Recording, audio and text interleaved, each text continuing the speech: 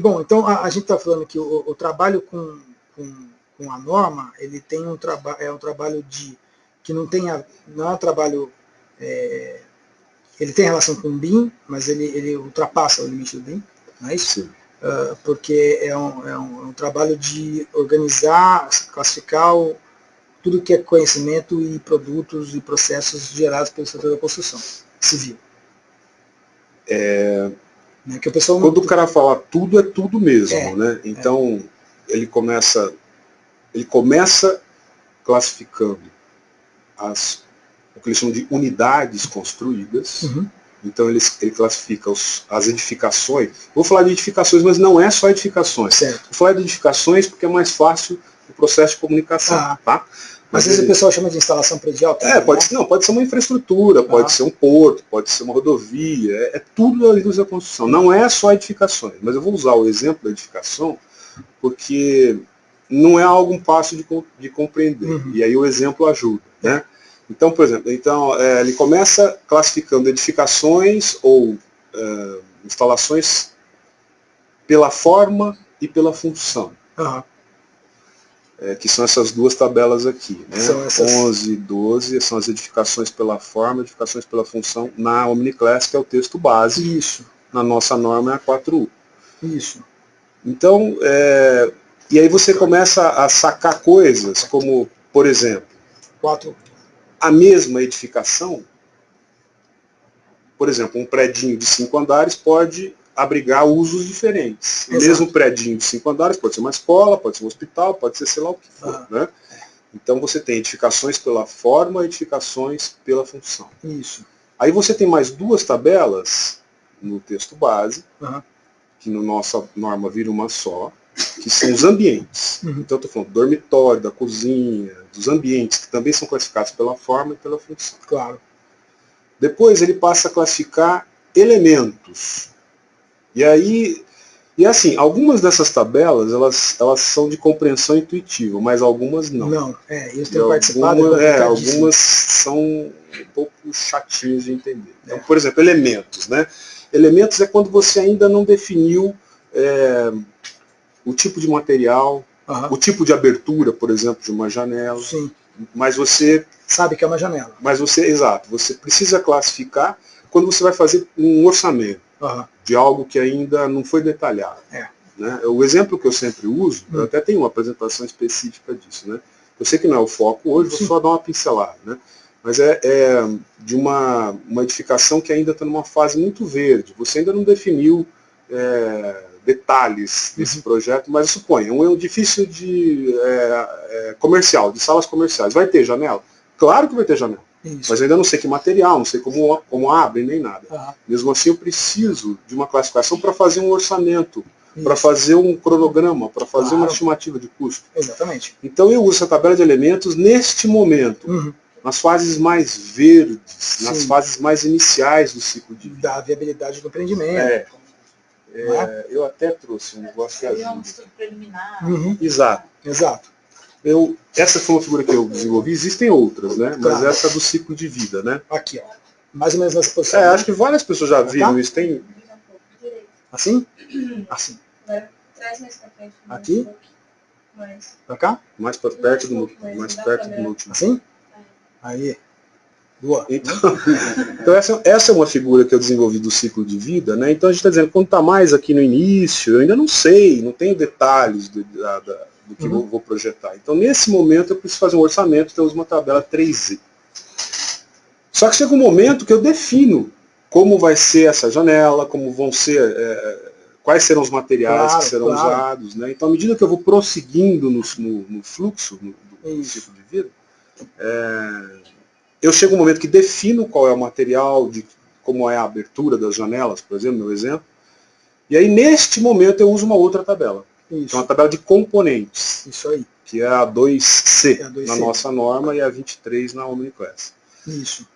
E aí, esses componentes são fabricados por alguém. Eu posso até ter uma marca, posso ter um modelo. E que é engraçado que normalmente o pessoal, pelo menos nesse último ano que eu tenho acompanhado, o pessoal acha que essa tabela é a mais importante e pronto, acabou. Né? Assim, de novo, é importante Sim, sem dúvida, ela é muito usada É. pela maioria das pessoas, mas não é só ela que... Não, depende do que você vai fazer, né? Dependendo do que você está fazendo, qual é o seu fluxo de trabalho, você vai precisar de diferentes tabelas. E é importante lembrar que os softwares de projeto todos são capazes de aguentar essas informações nos modelos. Na verdade é assim, João. Isso não é um problema. Não, mas eu acho que a reflexão melhor é assim. Você vai precisar dessas informações. Isso, exatamente.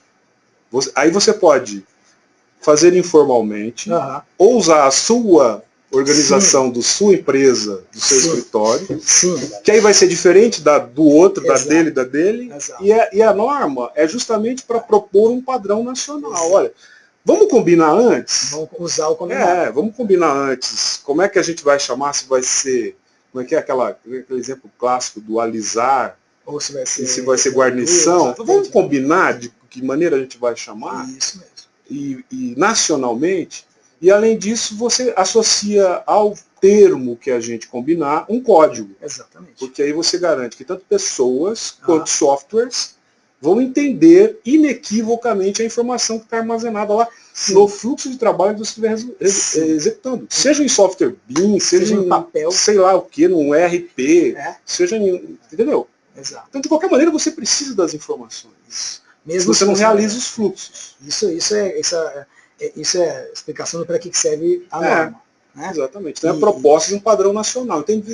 Porque hoje todo mundo tem uma. Você vai na PIN, tem uma, a Sinap tem outra, a construtora tem outra, cada construtora, Então, gente, vamos fazer um só. Exatamente. E alinhar nesse. Então, isso viabiliza trabalho colaborativo, que é uma das propostas de valor do BIM. Exatamente. E quando o pessoal... Porque assim, o que você falou é uma coisa que eu já ouvi o pessoal conversando por aí.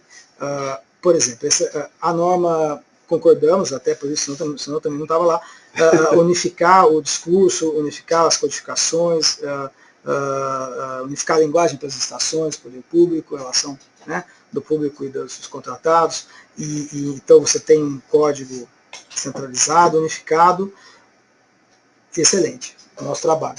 É isso aí. Por outro lado, você vai ter construtoras, escritórios de projeto que têm seus próprios códigos, não é? E aí as pessoas falam assim, mas então a gente vai ter que ter um mecanismo de correlação e vai dar muito trabalho. E aí, o que você responde para o pessoal? Cara... eu estou provocando.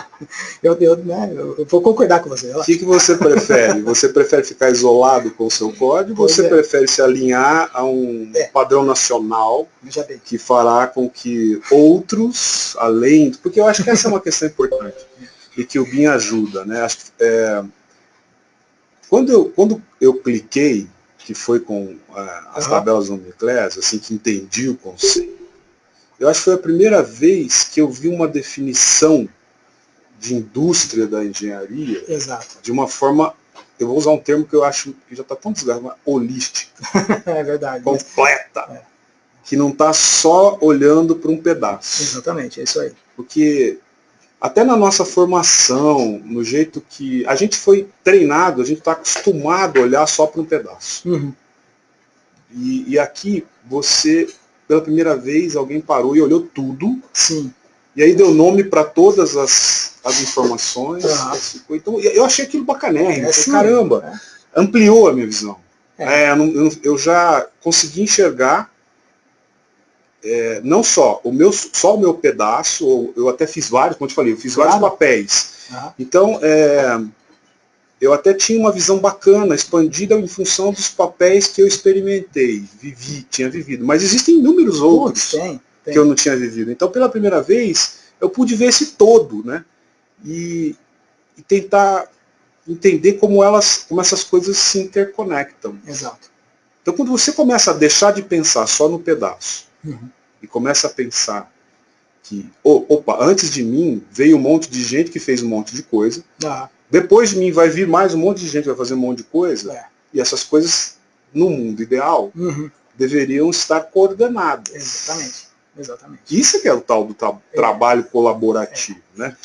Num mundo ideal, nada precisa começar do zero. Eu já começo em cima do esforço e dos resultados que você já fez. Né? E nada vai ser perfeito também, que é outra questão que a gente sempre vê nos debates lá e também a gente vê na vida. Né? Nada vai ser perfeito. Porque ela fala, mas essa norma não é perfeita. Mas a Uniclass não é perfeita. Sim. Mas não sei o que. Bom, então não vamos fazer nada. Então vamos para casa e dormir. Né? Então isso aqui eu acho interessante também. Né? E na minha opinião, quando eu entendi tudo isso, puxa, faz todo sentido que se tenha um padrão nacional. Mas não está perfeito, vamos ajustar, vamos partir de alguma coisa e aí vamos convergindo até chegar num dia teremos. Se não começarmos, não vai ter não teremos nunca. Né? Então é interessante lembrar isso daí, porque às vezes a pessoa pensa, eu já vi essas conversas, inclusive aqui nas aulas, mas então quando tiver a norma publicada, que já tem umas pedaços publicados, então eu vou ter que usar a norma e não vou poder usar o meu código, mas se o meu código tem relação com algumas atividades, que a norma prevê outras atividades, aí vai dar um trabalhão. Eu acho que a primeira resposta, João, é a seguinte. E aí, né? Acho que a primeira resposta importante é a seguinte, o seu código, embora ele possa ser ótimo para você, ele é ótimo para você. Não, mas não é só isso, que ele não só não está desconectado dos outros, mas eu aposto o meu diploma que ele está errado. Está errado no seguinte sentido. Ele está errado na questão das definições. Ele confunde coisas. É possível. É possível, não é certo. Porque você não olhou todo. Você olhou o teu pedaço. Sim. E aí você misturou coisas. Sim, porque o esforço coletivo de anos é provavelmente muito, né? Provavelmente estatisticamente é muito mais preciso. Não tem como. Não tem como. Então, tem confusão lá nos teus códigos, entendeu? É muito provável. E aí você vai resolver só um pedaço. Não vai resolver tudo. Esses caras partiram ao contrário. Partiram do todo para o específico. E não do específico para o todo. É um trabalho muito... É aí que está o valor desse negócio, na verdade. É quando o cara Porque olha só, juntou lá nos Estados Unidos algumas cabeças, não foi qualquer Zé Mané, foram uns caras... Pensa uns caras bons. E durante anos, né? Ao longo dos anos. Juntou um povo bom. Durante muito tempo. Isso não nasceu assim. Os caras fizeram um esforço gigantesco até chegar à conclusão que com 15 classes diferentes de informação, não são 10, não são 11, não são 9, são 15. Com 15 classes de informações diferentes, você resolve. Eu classifico tudo e qualquer coisa da indústria da construção civil. Nossa, são poder Sim. E é ao longo dos anos. Não, e aí cada um dessas classes foram conceituadas. E aí ele teve que discernir. Ele falou assim, e foi aí que eu digo que ele não teve, eles tiveram que eliminar as confusões. Não, isso daqui é isso. Pertence a essa classe e não àquela. E eles conceituaram cada uma dessas 15 tabelas. Entendeu? Então, interessante, o que eu acho é pensar nisso. Para que você vai perder o seu tempo produtivo para reinventar um negócio que muita gente que já foi testado, que já está aí há alguns anos sendo revisado e que tem essa visão do todo para o particular. Então é muito interessante. Só que tem um detalhe importantíssimo que as pessoas confundem muito. A forma de usar as tabelas não é como a gente está habituado no Brasil. Que no Brasil a gente está habituado a uma organização só hierárquica. Então qualquer código nosso ele é hierárquico. As tabelas também são hierárquicas. Dentro de cada tabela tem uma hierarquia. Mas a maneira de usar a tabela não é só uma tabela que você usa, você combina tabelas diferentes. Então é um tipo de classificação facetado e hierarquizado dentro de cada tabela. E aí as pessoas se confundem. Não é uma coisa intuitiva para a gente. Tem que abrir a cabeça, tem que fazer um esforço para realmente entender. As pessoas às vezes estão lá e falam assim, entendi. Aí se faz uma pergunta, não entendi. Tem que fazer um esforçozinho, não é simples não. Eu estou há um ano, é difícil de entender. E Mas é bacana, vale a pena. Fazer um treinamento, entendeu? Para poder ensinar para as pessoas como elas têm que preencher essas tabelas do modo correto, porque não vai ser necessário. Algumas tabelas são muito intuitivas, mas tem algumas que não. Então essa que eu falei do elemento, aí a gente não chegou a falar de outra, que é resultados da construção. Porque aí, por exemplo, um componente é algo fabricado pela indústria. Tá bom, eu compro uma folha de porta. É fabricado pela indústria, não vou lá e compro. Mas eu não posso, em vez de instalar a porta ali, sei lá, fazer uma divisória com essas portas? Posso. Não posso fazer um tampo de uma bancada? Então, aquele mesmo componente que é fabricado e que eu compro, que é um SKU, é estocável, ele gera resultados diferentes. Ele pode ser a porta, que é, vamos dizer, o uso mais comum, mas ele pode ser outras coisas. Então ele pode gerar um resultado da construção diferente. Então tem uma outra tabela que é essa aplicação do componente para gerar vai resultados. ter provavelmente 2 códigos. Exatamente. Então depende do uso, depende do que você está fazendo, você vai usar algumas tabelas. E às vezes o mesmo elemento, em momentos diferentes do ciclo de vida, ele ganha uma codificação diferente. Então, precisa investir, não é muito intuitivo. Não é muito intuitivo. Aí, o último exemplo é assim, tem uma tabela de funções, né? Então as pessoas têm a tentação de falar assim, ok, a mão de obra de um orçamento, de uma composição de custo, eu vou usar essa tabela. Então, mas não é sozinho, você tem que usar esta tabela coordenada com outra. Então é o exemplo que eu sempre uso, e eu acabo repetindo, mas... Claro, é ótimo. Supervisor de instalações elétricas, supervisor de formas, supervisor de armadura. Então, o supervisor ele tem que ser combinado com uma outra tabela de disciplinas. Engenheiro, o quê? Elétrico, engenheiro, eletricista, né? Entendeu? Então, você tem que combinar as tabelas. Não? E aí as pessoas, às vezes, o desavisado pega uma tabela, achei o termo, é esse aqui. Não, olha o conceito. Isso. Olha a definição, para saber se você está... Porque o mesmo termo aparece em várias tabelas. Sim. É confuso, não é? Sim, aparece o mesmo termo e o termo está escrito igual. Aí você fala, bom, mas então tanto faz qual que eu pegar. Não, tanto faz não. Porque para que serve aquela tabela, se está de acordo com o momento que você está no empreendimento, qual é o momento para saber qual é a tabela que você tem que preencher. Exatamente.